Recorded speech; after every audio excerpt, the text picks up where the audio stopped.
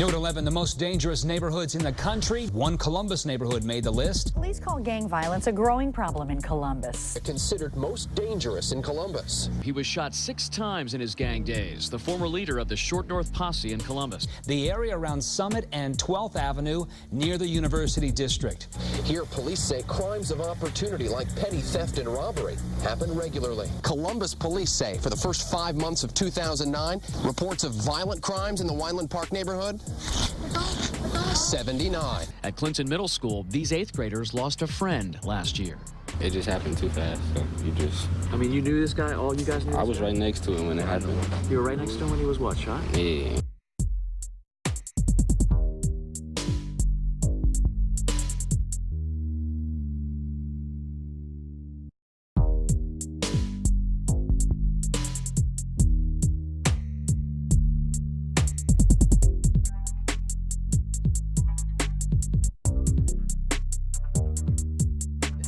When I was 6, that's when crack came. The young people getting killed, selling drugs and stuff. Then shortly here, I get caught up into what we call the Short North Posse.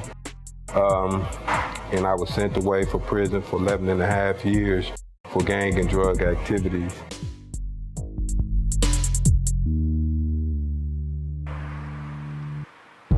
Hi, my name is Samuel Graves, and I love this neighborhood.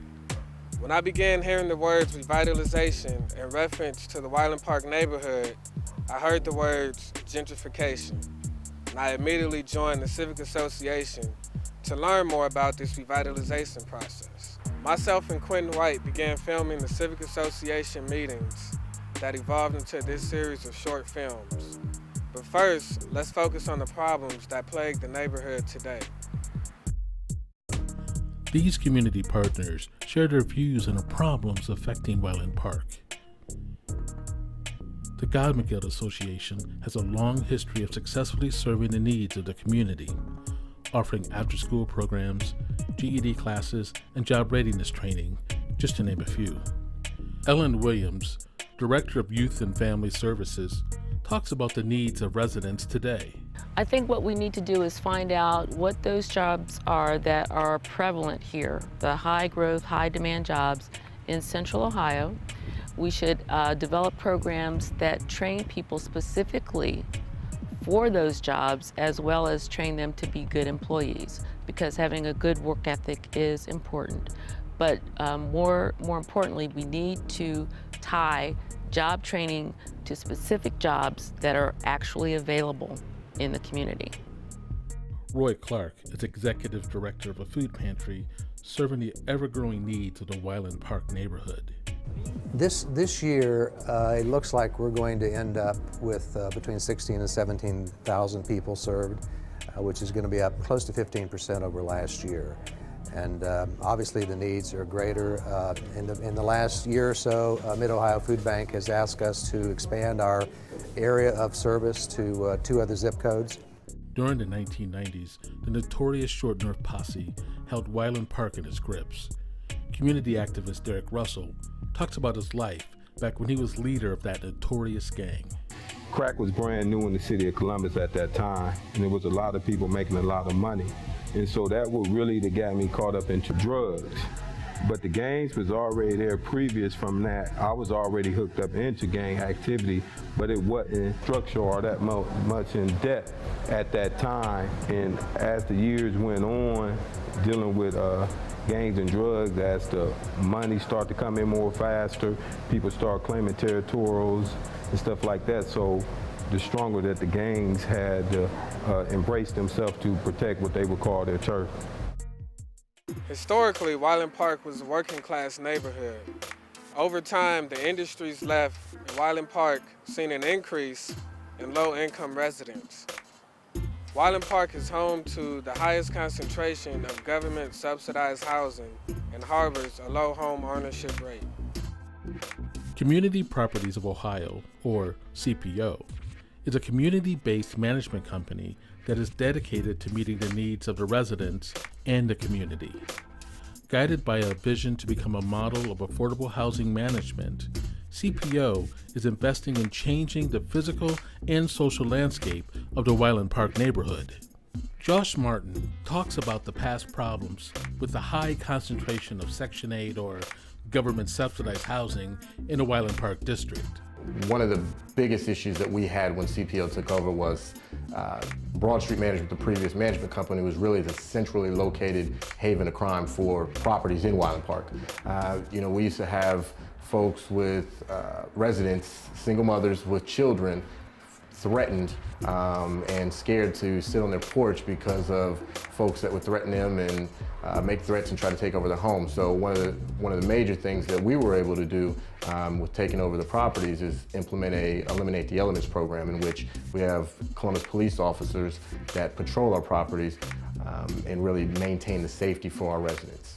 When CPO initially took over, there was probably an average of 1 to 2, potentially 3 drug raids by the Columbus Police Department monthly. Pretty regular thing, we expected it, went through the eviction process, and through the kind of tough love property management approach, we really enforced the rules, educated the residents on what the expectations were, and I think probably in the last, I want to say 3 to 4 years, I can on one hand count maybe 2 to 3 drug raids that we've actually had. Fortunately, Wyland Park has seen a renewed interest from the city of Columbus and the Ohio State University. The Ohio State University, in cooperation with the city of Columbus, created Campus Partners for Community Urban Redevelopment in 1995 to spearhead the revitalization of the university district. Steve Sterrett, Director of Community Relations, talks about their mission. Well, Wyland Park is one of the neighborhoods of the University District, and one of the interesting aspects of the University District is it's a collection of neighborhoods, and each one has different characteristics. So for Wyland Park, we were involved in a planning process with the city, neighborhoods leaders, and other stakeholders in 2004 to 2006 to develop a neighborhood plan. And that plan contained a vision for the neighborhood that came out of that planning process. I would describe that vision as attempting to create a true mixed-income neighborhood in Wyland Park. To look at ways to improve the quality of life there that benefits the existing residents, while at the same time creating opportunities for new residents to move into Wyland Park. My thought of a mixed-income neighborhood is a neighborhood that has a cross-section of people with a variety of incomes. In Wyland Park, because of the concentration of project-based Section 8 housing, there's about 450 units of government-subsidized housing that's going to remain affordable for very low-income people for the next 30 or 40 years. I think that the challenge in Wyland Park then is attracting middle-income folks to also live in that neighborhood, so it's not viewed as simply a low-income neighborhood. And there's already some mix of incomes now. Even though home ownership levels are relatively low, there are a number of people who've chosen to live in Wyland Park, either because it's close to their employment at Ohio State or close to downtown, or they simply find the housing affordable.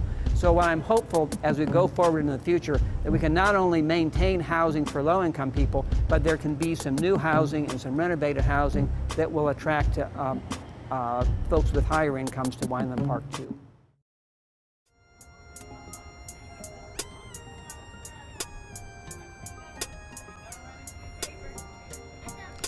Community activist and mom, Casey Harris, is very committed to her children's education, as well as getting other parents involved in their children's school activities. I grew up with my mom, single family home, my brother and I.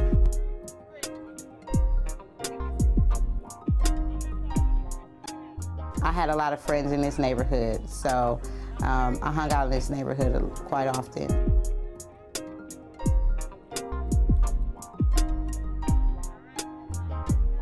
Kyra is my first child to attend the Schuenbaum Family Center.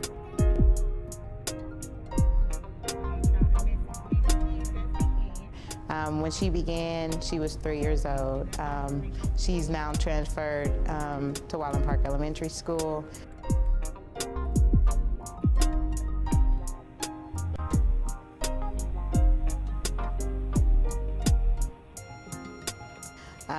But when she began, there was an open enrollment for Columbus City Schools, and I came and signed her up.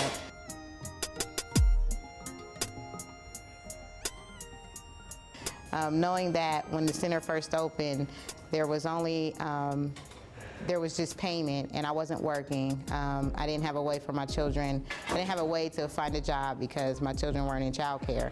And finding out that Columbus City Schools, Wyland Park Civic Association, and Ohio State University and Gottman Guild were all in collaboration in this building, allowed my child a chance to be able to attend for free.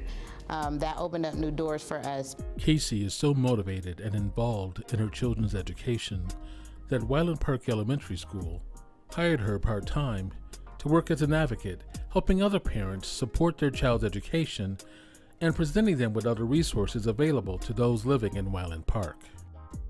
The crown jewel of redevelopment in Wyland Park is the new elementary school and the Schoenbaum Family Center, both built in 2006. The three-story building includes a cutting-edge childcare center, modern classrooms, space for community use, a state-of-the-art media center, and individual tutoring spaces. Golden Jackson, executive director of the Schoenbaum Family Center, talks about her ties to the neighborhood and the work being done in early childhood development. Well, I certainly think that one of our guiding principles, and it's certainly one that I believe in, is the idea of working with, not working, doing something to or something for, but something with.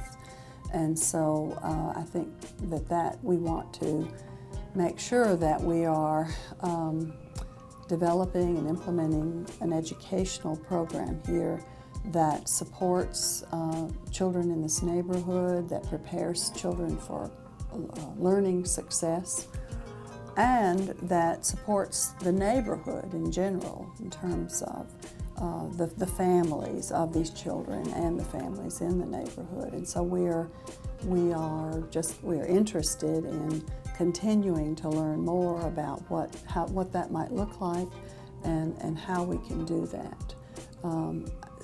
We are at a national research institution, Ohio State, and so one of the things that we are very aware of is that this could be, we hope to develop, to have ways of working here that then might be replicated in other locations in our country. But our main focus is our affiliation with this neighborhood and really remaining true to that.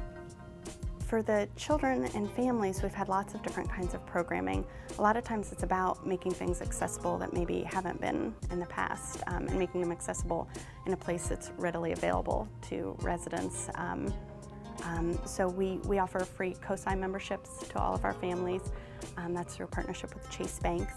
In addition to that, that happens at the elementary school as well. There's transportation to COSI Family Nights that comes straight from here on buses. And then COSI comes and does workshops here. They do them during the school day, and then in the evening. We'll sponsor the veggie van coming here once a week. So right outside our classroom doors, we have the Greener Grocer veggie van is providing fresh, locally grown fruits and vegetables to kind of help families to make healthy eating choices and be educated about nutrition for young children. Longtime resident Joyce Hughes, president of the Wyland Park Civic Association, speaks about her neighborhood, past and present. This was a vibrant neighborhood. It was a working class neighborhood. African Americans lived on the east side of 4th Street. And the DLL factory, which is now 3M and it's closed, that was a source of income for a lot of people in my neighborhood. So we had neighbors who were working class people. When we started the Wyland Park plan around 2000, we started working on that. Civic Association was formed around during that time. The Civic Association has been moving forward to keep the community informed about activities, opportunities, and any and everything that's going on in our neighborhood. We are trying very hard to, I'd like to say, bring back that feeling that I had as a child. Community activist Derek Russell started a football league to give young men an alternative to life on the streets. One of the first things we do when we come to practice, though, we have the kids run their laps, then we do the college statics, and then we break them off into different groups, quarterback, wide receiver, offensive line. They run their plays like that, and then we bring them all together as a unit, and they run and practice on their plays. Then, like at the end of the day, it's like more like an open and question answering session where the coaches see how they've been doing in school, making sure they ain't been cutting up, and also we got the disciplinary hearing report. Whereas if a child get rolled up or being disobedient to his parents, we keep a file of that. We write that up, or disobedience in school. Well, the funding came through the Columbus Foundation and United Way, and they've been very United Way. Particularly being real supportive of me ever since my release from prison. They haven't discriminated against me or anything, far as like they just seen a guy coming in their office and needing help. And not just when I say they being more helpful to me, not just by funding though, being a counsel when I needed someone to talk to or work my problems out with something. They been that base for me. So I'm real thankful for the United Way and the Columbus Youth Foundation for helping us build the team that we are beginning to build. Johnny Jerome Busby, better known as Buzz, is a beacon of hope in the Wyland Park neighborhood. He uses music to engage and mentor children and young adults. So how important is my role in this neighborhood? I say it's very important because basically I see myself as a counter for all kind of actions that happens around here. You know that I try to play a very, very important part in this neighborhood, you know, that keep the kids something busy, something to do. Like we have a recording studio called them Straight Up Records. You know, we give the kids chances and shots and stuff, man. You know, what you say, like give them a chance to do something other than roam the streets since they closed all the centers and stuff down, you know. But my influence, I guess, on the neighborhood is like, you know, very, very powerful. You know, everybody call me either Dad or they call me Uncle Buzz, you know, but that. A collaboration involving the City of Columbus, campus partners, Wagon Renner Development Company, and the Wyland Park neighborhood has begun the redevelopment of the Columbus Coated Fabric site. On what has been a 20-acre contaminated former industrial property, Wagon Renner plans to build more than 500 units of mixed market rate housing along the eastern edge of Wyland Park. We interviewed Mark Wagenbrenner on his company's plan of redevelopment in Wyland Park. Originally, we were probably attracted because of the Columbus Coated Fabric site, and we had a history of dealing with brownfield redevelopments. And early on, we were approached by campus partners, and we had actually taken our own interest in the property. But over the years, having grown up here in Columbus, you know, we obviously had concerns about the surrounding neighborhood, and we had confidence that we could deal with the brownfield side. We just didn't know exactly what we were going to do with the site after we got it cleaned up. And when we got involved with the project, we quickly started realizing locationally how well located Wyland Park is, and you know, we kept saying it's pretty much the hole in the donut. So many good things have happened around it that, you know, it's you know, the future is quite bright if we can deal with a lot of the issues at hand, which the more we got involved, the more we started meeting with the community, and so many other partners were at the table, it became pretty evident that, you know, a lot of good things were already underway, and we felt we could take care of the brownfield side of it, and that would really add a lot to the revitalization effort, because you know, having seen it down here and across the way, brownfields are just such heavy weight on a neighborhood that if we could handle that part, we felt we could bring a lot of goodwill to the table, and so we took a shot at it. When we look at the Wyland Park plan, what's called for is a mixed income neighborhood, And what's always been missing is we need more market rate housing. There's historically probably been too much subsidized housing, and that's not a healthy mix. So we go back to the Wineland Park plan, and it kind of invites market rate housing in, and that's what we intend to do. And we think we can be really successful. We have a threefold business model mission, and what we want to do is be able to provide quality, affordable housing, link residents with supportive services, and also help residents move beyond poverty whenever possible. Some of the reasons why we think the business model has been successful is our approach is really customer focused, and we have what we like to call a tough love property management approach. And basically what we really want to do is make sure the residents are held accountable in regards to their lease and the rules and regulations.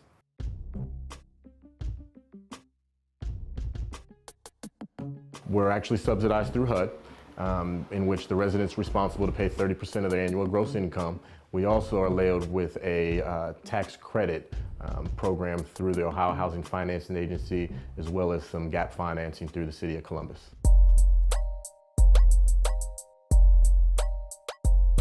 Many changes have happened in Wineland Park, and there are many more to come. But this is not the end of the story. There is so much more that still needs to be done. Here are some thoughts about future plans of redevelopment in Wineland Park.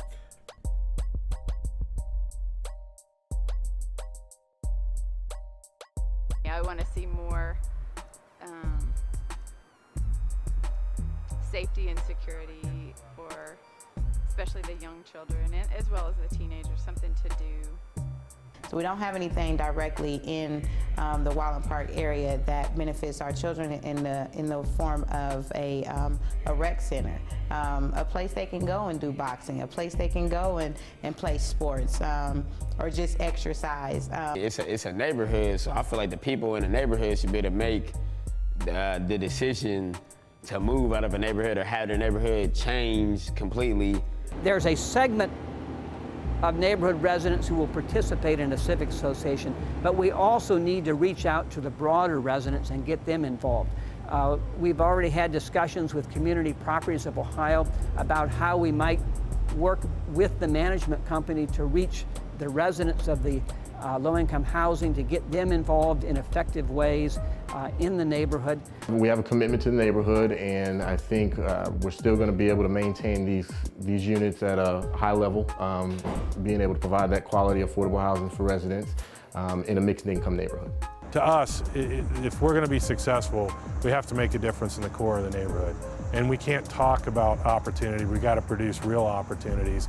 We're hoping to have a training program come in to train people specifically from the neighborhood for various jobs, and then not only have them trained for jobs, but have an employment opportunity waiting for them. It's hard for my neighbors to believe that there's hope, because my neighbors have been lied to a lot. My neighbors have been overlooked. My neighbors have been mistreated. My neighbors have only seen bad. They haven't seen any good. So now that we come trying to give some good news, it's kind of hard. It's kind of hard for people to trust and believe that you mean what you say and you're just not saying anything. So I think in Wineland Park, the key is to work with people, be open and honest. The primary goal of Campus Partners is to strengthen the civic life in Wineland Park, work with the residents to help them improve their lives, bring together other agencies, the city, the university, to work with the residents around issues of employment, education, social services, public safety, as well as civic life in the neighborhood. I think if we're able to do that, the proof will be in the pudding. I think it is an important discussion. You have two sides of the issue of gentrification. I think on the one hand, the positive side of gentrification is the public policy's goals being reached in sync with the private sector, the market. On the backside, you have the displacement effect of a successful public policy goal being met. That is, to renew and strengthen a community. So you got a two-headed monster, a positive side and a negative side. I think we struggle a bit on how to promote the positive side, revitalization and community renewal, and balance that with the negative side of displacement and the loss of the historical and cultural character of the community. Many of those who are working to revitalize Wyland Park are committed to current residents of all income levels, and many more residents need to become involved in the process so their voices can be heard. I see a future where the Wyland Park District will be a model to other urban areas in America on how to solve the revitalization versus gentrification issue.